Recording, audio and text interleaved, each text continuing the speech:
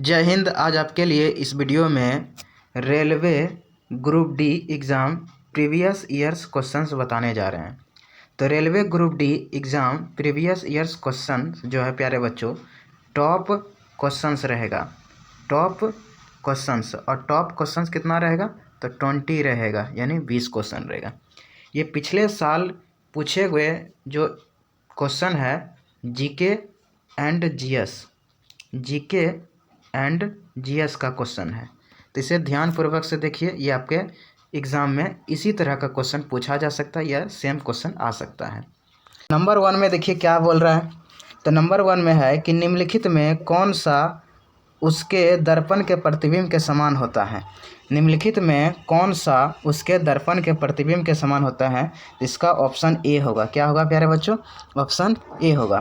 तो ए में देखिए क्या लिखा है। तो ए में लिखा है, ए में क्या लिखा है प्यारे बच्चों? तो ए में लिखा है OH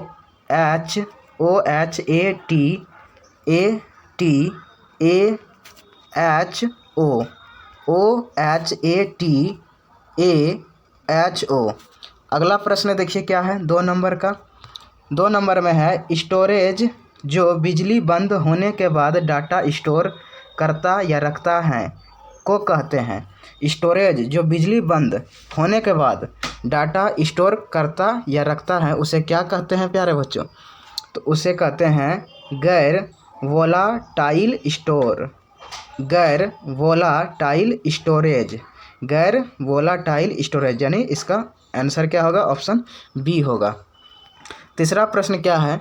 तीसरा में है कि हमारे संविधान के अनुच्छेद 25 से 28 तक किस संबंध हैं?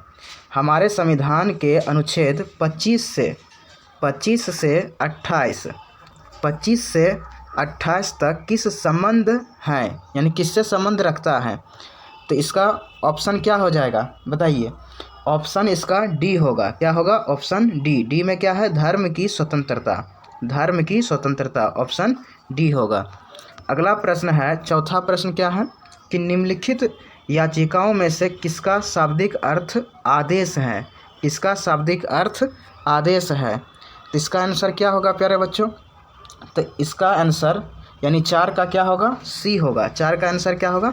सी। सी में क्या है? परमादेश। क्या है? परमादेश। 5वां क्वेश्चन क्या है?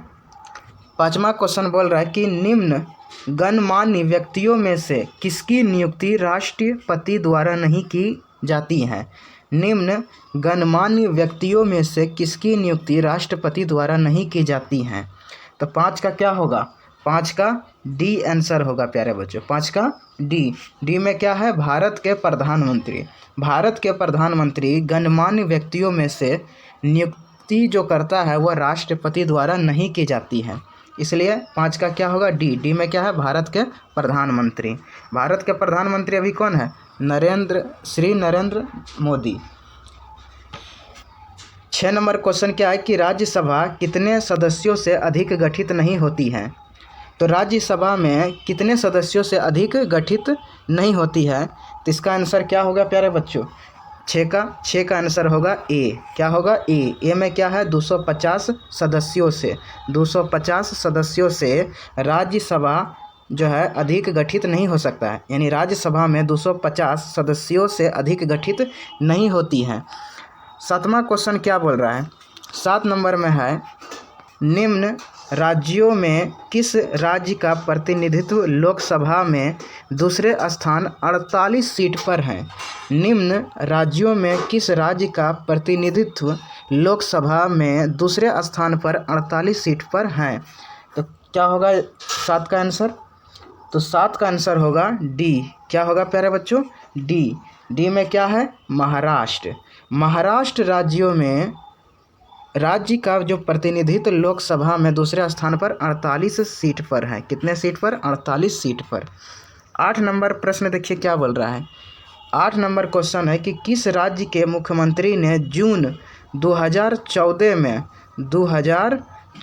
में पुलिस भर्ती में महिलाओं के लिए 33% यानी 33% आरक्षण की घोषणा की थी? किस राज्य के मुख्यमंत्री ने जून 2014 में पुलिस भर्ती में महिलाओं के लिए 33% आरक्षण की घोषणा की थी। 8 का क्या होगा आंसर बताइए, 8 का ऑप्शन क्या होगा? तो 8 का होगा आपका बी होगा। क्या होगा प्यारे बच्चों? बी में क्या है? गुजरात में। क्या होगा? गुजरात में। अगला प्रश्न देखिए, 9 नंबर प्रश्न क्या बोल रहा है?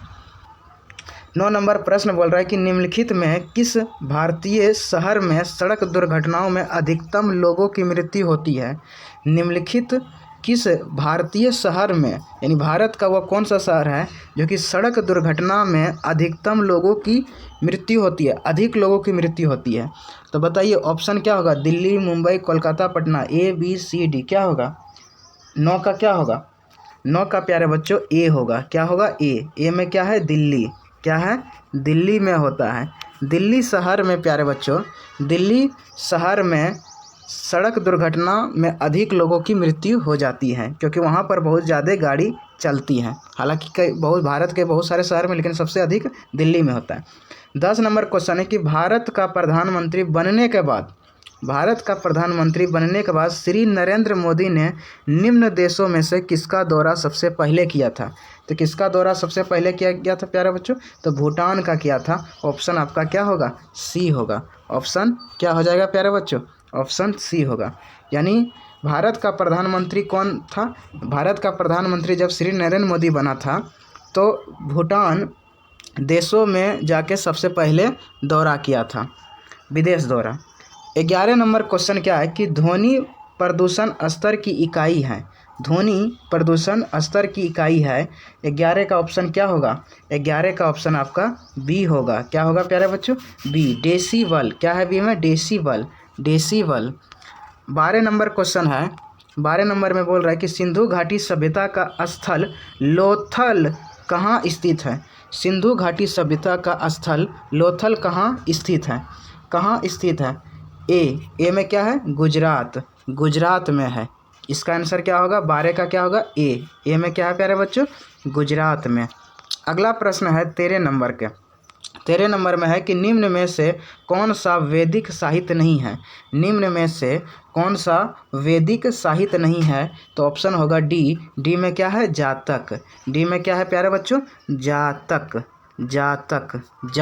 जातक जो है प्यारे बच्चों वैदिक साहित्य नहीं है, वैदिक साहित्य नहीं है। 14 नंबर क्वेश्चन है कि ऋग्वैदिक काल में समाज का 4 वर्णों में से वर्गीकरण किस आधार पर किया गया था?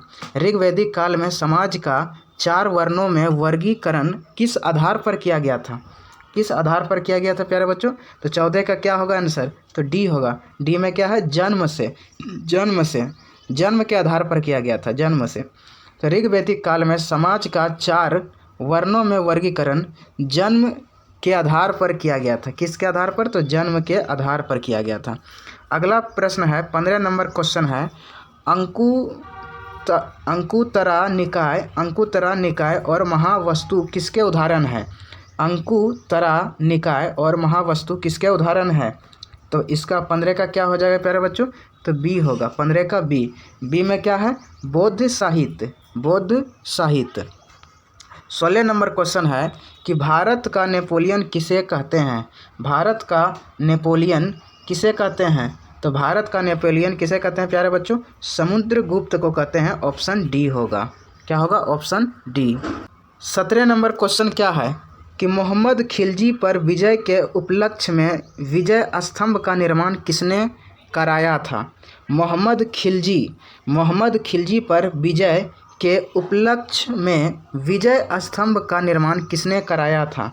किसने कराया था प्यारे बच्चों? तो ये इसका 17 का क्या होगा? ऑप्शन बी होगा। बी में क्या है? राणा कुंभा ने। किसने कराया था? राणा कुंभा ने। 18 नंबर में है गुलाम राजवंश का संस्थापक कौन था? गुलाम राजवंश का संस्थापक कौन था? 18 का हो जाएगा सी होगा। 18 का सी में क्या है? कुतुबुद्दीन ऐबक। क्या होगा? 18 का सी में क्या है? कुतुबुद्दीन ऐबक। 19 नंबर में है क्वेश्चन कि निम्न में से कौन सा गवर्नर जनरल सती प्रथा के निषेध से संबद्ध है? सती प्रथा के निषेध से संबंध है, वो कौन सा गवर्नर जनरल था? तो 19 का क्या हो जाएगा? 19 का ऑप्शन ए होगा। 19 का ऑप्शन ए होगा। ए में क्या है?